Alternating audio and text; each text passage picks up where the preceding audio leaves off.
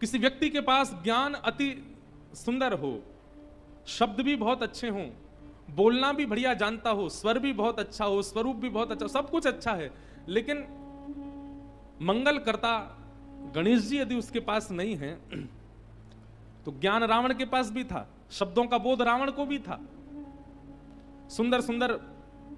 प्रस्तुति बना करके महादेव को रिझाने की सामर्थ्य रावण रखता था, लेकिन निश्चित ही रावण के पास श्री गणेश जी नहीं है। और ऐसा मुझे कभी कभी लगता है कि रावण महादेव को प्रणाम करता था तो महादेव के बगल में बैठे हुए गणेश जी को देख करके रावण सोचता होगा, मैं महादेव का शिष्य हूं, आप महादेव के पुत्र हो, और पुत्र गुरु का पुत्र और गुरु का शिष्य एक प्रकार से भाई भाई के समान होते हैं, तो भाई का नाता रखने के कारण कभी सम्मान बुद्धि शायद रावण के चित्त में प्रकट हुई नहीं गणेश जी के प्रति, इसीलिए उसका अनित हुआ।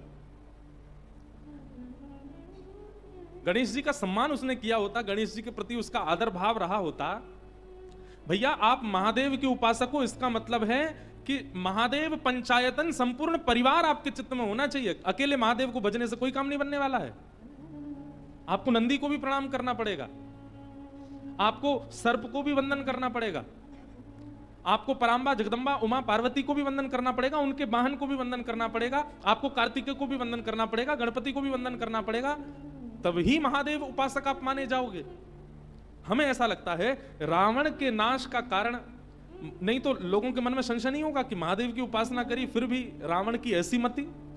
महादेव की उपासना करी फिर भी रावण की ऐसी गति। उसने अकेले महादेव को पूजा,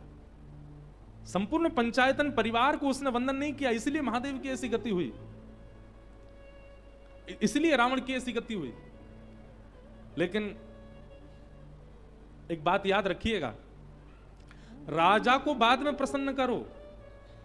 मंत्री महामंत्री सेनापति और द्वारपाल ये यदि पहले प्रसन्न हो गए तो राजा का प्रसन्न होना ना होना चलेगा, लेकिन मंत्री महामंत्री सेनापति और द्वारपाल यदि आपसे प्रसन्न हैं तो आपके सारे काम बन जाएंगे।